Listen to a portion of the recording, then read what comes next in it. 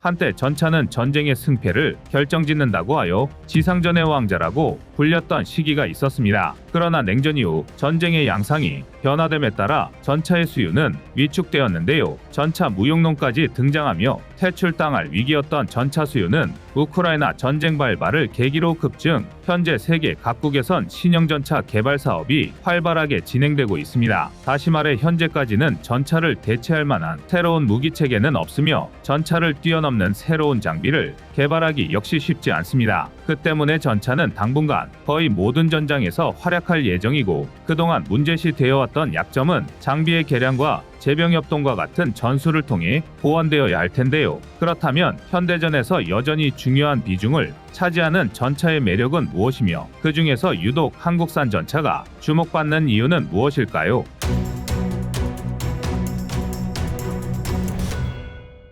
구독과 좋아요, 알림 설정은 꺼리튜브 운영에 많은 도움이 됩니다. 원래 전차는 제1차 세계대전 당시 적의 참호선을 돌파할 목적으로 개발되었습니다. 포탄 한 방으로 적의 저지선을 파괴하는 전차의 강력함은 전차의 수요를 폭발적으로 증가시켰는데요. 여기에 2차 대전 이후엔 그동안 단점으로 지적되었던 기동성과 경량화를 강화하고 다양한 전투 상황에 능동적으로 대처가 가능한 다목적 전차가 개발되었는데, 이를 흔히 주력 전차라 부르고 있습니다. 그리고 아무리 첨단 장비가 고도화된 현대전이라 할지라도 전장의 최전선에서 적을 직접 상대하는 무기로 전차의 대체제는 전혀 없는 실정이죠. 이는 우크라이나 전장에서도 직접 확인할 수가 있는데요. 러시아군은 돈바스 탈환을 위해 자신들이 가진 전차 전력의 40%를 앞세워 대공세를 펼치고 있으며, 방어에 나선 우크라이나 역시 기용 가능한 모든 수의 전차를 전선으로 내보내고 있습니다. 심지어 러시아군으로부터 노획한 전차까지 긴급 수리에 투입하는 중입니다. 러시아군과 우크라이나군 모두 이렇게 전차 수급에 사활을 거는 이유는 돈바스 지역 대부분이 평지인데다가 인구 밀집도가 낮아 시가전이 아닌 전차들의 포격전이 될 가능성이 크기 때문입니다. 더구나 여기엔 강수량이 높은 돈바스의 기후와 지형도 한몫하고 있는데요. 구름 낀 날씨로 위성과 항공자산을 이용하는 데 어려움이 있을 뿐더러 라스푸티차가 더욱 심해져 육상 전력의 기동이 크게 제한되기 때문입니다. 그러나 이러한 전장의 모습을 반대로 해석하는 시각도 존재하는데요. 세계 각국의 최신의 전차가 보병해 휴대용 대전차 미사일의 속수무책 포탑이 날아가는 모습을 보고 전차 무용론이 다시 고개를 들기 시작한 것입니다. 그러면서 비용적인 측면에서 전차 한 대보다는 보병수송장갑차 APC 여러 대를 운용하는 것이 전쟁에 더 도움이 될 것이라고 말하는데요. 얼핏 듣기에는 꽤 그럴싸한 주장처럼 들리지만, 전차는 여전히 지상전에서 가장 효과적인 무기이며 전차를 대체할 무기는 존재하지 않습니다. 물론 제블린과 같은 대전차 무기의 등장으로 더 이상 전차는 전장에서 예전과 같은 강력한 역할을 할 수는 없습니다. 그러나 이번 전쟁에서 전차가 참패한 원인은 전술의 부재와 잘못된 운용방법 때문이라는 것이 전문가들의 한결같은 의견입니다. 비록 처음 전차가 개발된 100년 전보다 약점이 많이 노출됐지만 그에 대한 대비책 역시 마련되고 있는데요. 현재 주력 전차의 가장 큰 약점으로 지적받는 부분은 방호력입니다. 전차는 적의 총탄을 막아내는 것은 물론 박격포와 포병 공격을 막아내기 위해 두꺼운 장갑을 요구하는데요. 여기에 추가로 로켓과 미사일 위협에 대비하기 위해 능동방어 장치 또한 탑재돼야 합니다. 능동방어 체계의 작동 방식은 크게 소프트킬과 하드킬로 나뉘는데요. 소프트킬은 대전차화기가 전차를 조준 시 연막 차장, 제밍 등의 소극적인 방식으로 공격을 회피할 수 있게 만들어진 시스템입니다. 반면 하드킬은 날아오는 대전차 화기를 감지해 자동으로 대응탄을 발사해 대전차 화기를 요격하는 적극적인 대응 방식입니다. 최초로 능동방어 체계를 전차에 탑재한 나라는 소련이었습니다. 소련은 1977년 최초의 능동방어 체계를 T-55 전차에 탑재한 이후 최근에는 아프가니트 시스템까지 만들면서 체계를 발전시켰습니다. 그리고 이후 이스라엘이 능동방어 체계 기술의 정점을 이뤘다고 평가받는데요. 이스라엘은 2009년 트로피 시스템을 개발해서 메르카바 전차에 탑재했고, 이후 폭풍형 탄두를 탑재해 요격 시 대전차 무기를 파괴시켜 아군의 추가 피해를 방지하는 아이언피스트 시스템도 개발했습니다. 이외에도 독일, 미국 등 여러 국가에서 전차 보호를 위한 능동방어 체계 연구를 계속하고 있는데요. 이 분야 역시 대한민국은 세계 최정상에서 그 중심축을 차지하고 있습니다. 예를 들자면 2012년 처음 공개된 K2 전차의 능동방호 장치 KAPS가 바로 그것인데요. 적외선 유도, 유선 유도, RPG-7까지 각종 대전차 장비로부터 K2 전차를 보호할 KAPS는 AI 및 덕컴 기술 등이 탑재된 상당히 높은 수준의 APS입니다. 이른바 A사 레이더를 이용해 적의 미사일이나 로켓을 탐지 추적하고 이렇게 획득한 정보를 AI로 분석해 대응 체계를 자동으로 판단하는 것이죠. 예를 들어 덕컴의 적외선 레이저를 이용해 적 미사일을 교란하거나 밀리미터파 적외선 가시광선을 모두 차단할 수 있는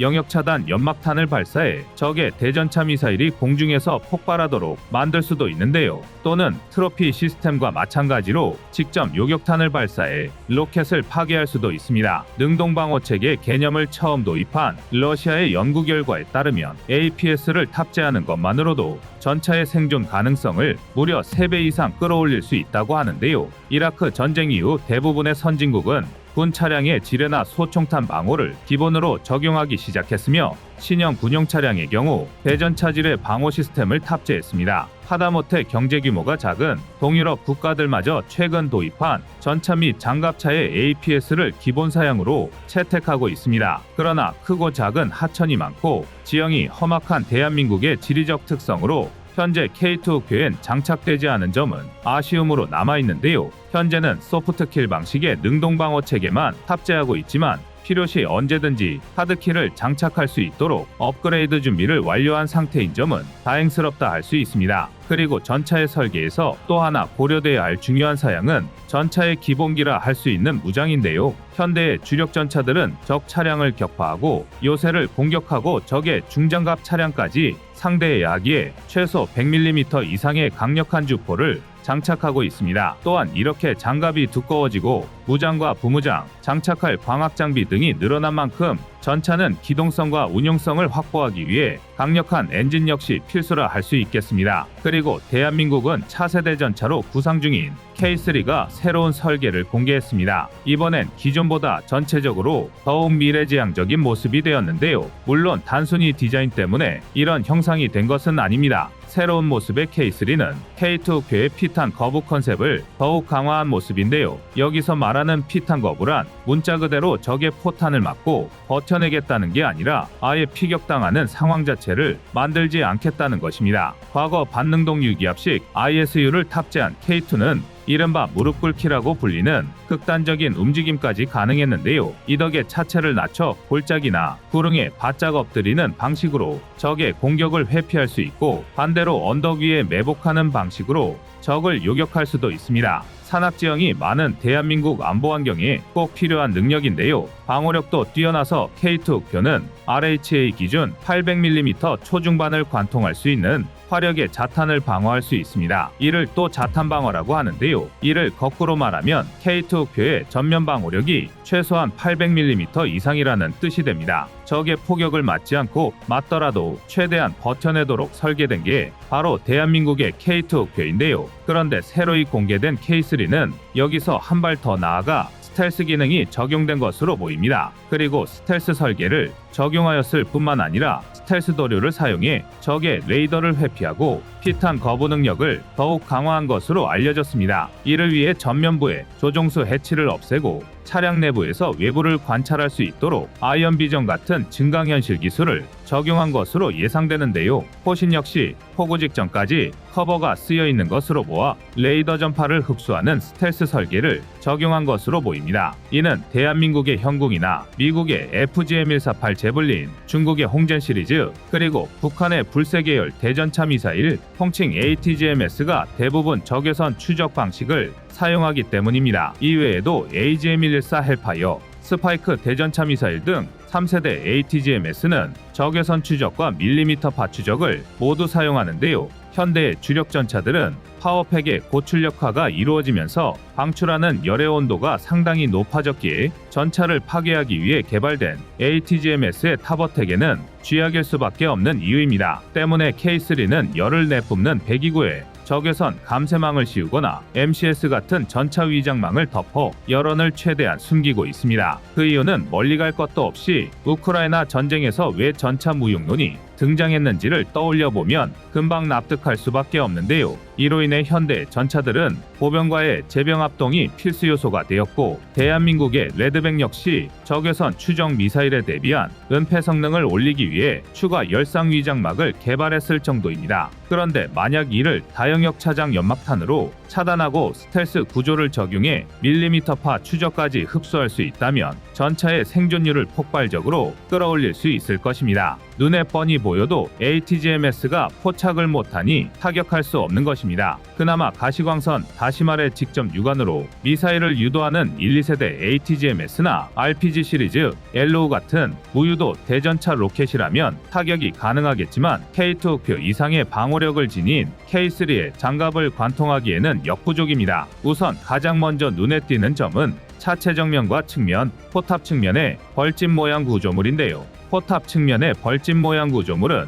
66mm KM255 유견장 연막탄 발사기를 대체해 다영역 차장 연막탄을 발사하는 장치입니다. K2표의 소프트킬 능동방어 장치에 사용되는 MSSG는 가시광선은 물론 자외선과 적외선 대역까지 불투과성을 갖추고 있으며 팽창 흑연을 첨가해 밀리미터파 대역 전파까지 흡수 산란시킬 수 있는데요. 쉽게 말해 시각, 열탐지 장비부터 레이더까지 모두 기만할 수 있는 일종의 강력한 차단막을 장착한 것입니다. 이러한 장점 때문에 이번에 새롭게 공개된 K3는 기존의 형상보다 더욱 스텔스 성능을 강조한 모양새인데요. 여기에 차체 측면에 달린 사이드 스커트 형식의 추가 장갑은 세라믹과 복합 소재 등을 이용한 모듈식 장갑 체계를 적용하는 한편 전차의 약점인 보기륜을 보호하도록 설계되었습니다. 과거부터 현재까지 K2표는 그 걸출한 성능으로 대한민국의 육상 전력을 끌어올리는데 혁혁한 공을 세웠는데요. K2의 명성을 이어갈 한국의 차기 전차는 2025년 본격적인 체계 개발이 시작될 예정입니다. 이제 얼마 남지 않은 시간, K2의 바통을 이어받은 K3가 글로벌 방산업계의 선두로 치고 나가 명실공히 세계 제1의 전차가 되어주길 바랍니다. 여러분의 구독과 좋아요가 꺼리튜브 운영에 많은 힘이 됩니다.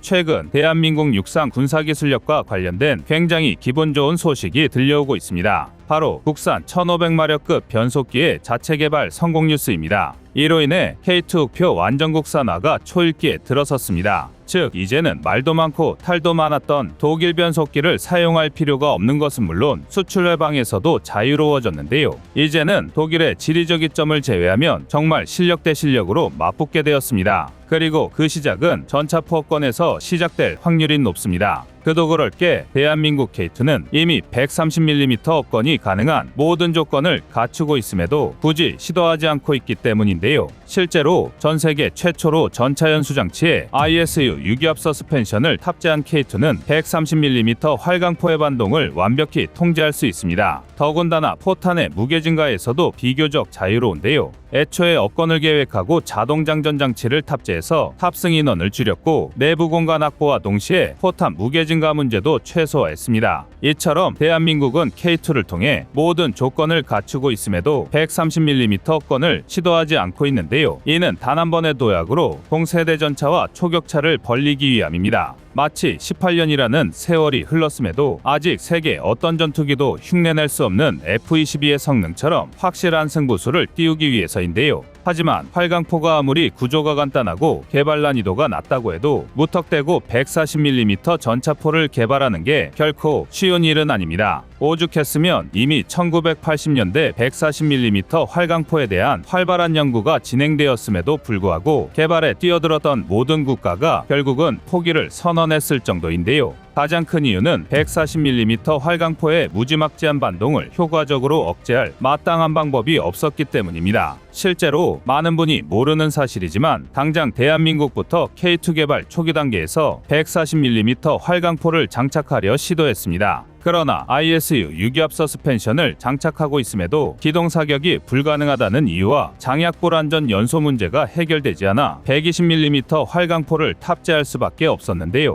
이는 비단 한국의 사례뿐만이 아니라 40년이 지난 현재에 이르러서도 극복할 수 없는 난제로 남아 있습니다. 일례로 MGCS 프로젝트 일환으로 개발 중인 프랑스의 아스칼론 신형 전차 또한 마찬가지였는데요. 우선 장점만 살펴봤을 때 아스칼론의 140mm 주포의 화력은 경이로운 수준이었습니다. 수치상으로 아스칼론의 140mm의 주포 포구 에너지는 20메가줄에 달했는데요. 일반적으로 120mm 전차포가 12에서 14메가줄, 125mm는 13에서 15메가줄인 걸 생각해보면 대략 1.5배 화력이 증가한 셈입니다. 단순 계산으로 650mm 두께의 장갑 관통이 가능한 120mm 주포와 날탄에 비교해보면 무려 975mm까지 관통할 수 있는 건데요. 하지만 여기까지는 그저 희망편에 불과합니다. 곧 140mm 주포의 치명적인 단점이 발견된 건데요. 지금 거리에서 140mm 주포의 파괴력은 의심할 수 없지만 평균 교정거리인 2km를 상정했을 때 공기저항으로 인해 실제 표적 도달 에너지가 사실상 7에서 8메가줄에 불과했습니다. 물론 이 정도로도 러시아 T-14 아르마타의 측면 장갑을 상대하기에는 충분하다고 판단됐지만 전장은 실험실이 아닙니다.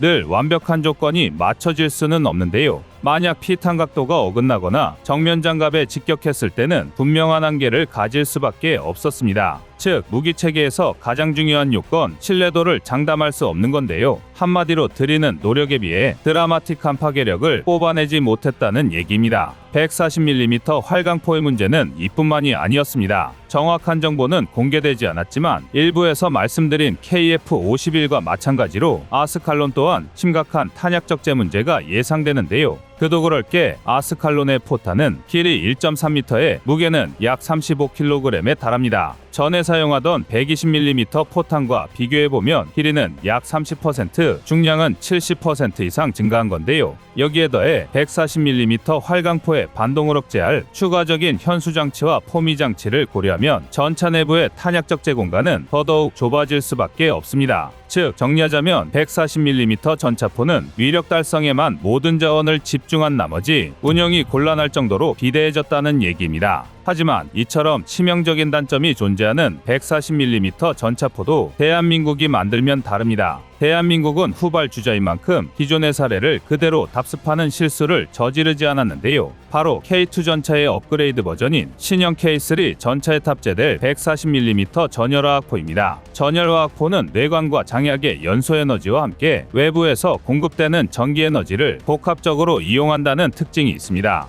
그리고 이 덕분에 기존 화포와 같은 구조를 가지면서도 레일건처럼 엄청난 속도와 파괴력을 모두 챙길 수 있는데요. 이것이 가능한 이유는 예전에도 문제가 되었던 장약불 완전 연소를 아크에 의해 생성된 플라즈마를 통해 완전 연소에 가까울 만큼 제어할 수 있기 때문입니다. 보통 장약에 들어가는 화약은 연소 반응과 연소율을 높이기 위해 눈에 보이지 않을 만큼 미세한 구멍이 뚫려 있습니다. 수출 생각하시면 이해하시기 쉬우실 텐데요. 그럼에도 불구하고 140mm 활강포는 들어가는 장약에 비해 포탄을 밀어줄 충분한 약실압력을 얻지 못했습니다. 그러나 전열화학포의 특징으로 인해 마구잡이로 장약을 때려 넣지 않아도 훨씬 강력한 파괴력을 얻을 수 있게 된 것입니다. 일례로 전열화학포의 추정포구 속도는 무려 1.7km에서 2.5km/s에 달하는데요. 이 정도 속도면 포탄이 포물 선운동한다고 가정했을 때 단순 계산으로만 무려 640km의 최대 사거리와 320km의 유효 사거리를 확보할 수 있습니다. 물론 단순 계산에 의한 산술적 수치로 실제 포탄의 비행에 영향을 미치는 여러 가지 외부 요인과 직사로 사격하는 전차의 특성상 그만한 거리를 쏠 일도 없습니다. 그러나 기존의 K2 흑표 전차에서 사용되었던 120mm 활강포의 K279 날탄의 포구 속도가 최고 1.7km/s라는 걸 감안하면 정말 엄청난 속도임에는 분명한데요. 더군다나 개발을 주도하는 국방과학연구소 ADD는 40mm 전열화학포 개발도 완료 단계를 목전에 둘 만큼 상당한 기술을 축적한 상태입니다. 하지만 모든 일에는 일장일단이 존재하는 것처럼 전열화학포 또한 단점이 존재합니다. 특히 전기에너지를 사용해야 하는 만큼 레일건에 비해 5분의 1에 불과할지라도 부수적인 장치가 꼭 필요한데요. 하지만 관계자의 인터뷰에 따르면 K3에는 기본적으로 하이브리드식 고효율 전기 추진 시스템 HEPS가 적용될 예정입니다. 즉 지금까지 대부분의 무기체계처럼 APU를 탑재하는 게 아니라 자체적인 전기 생산을 의도하고 있다는 건데요.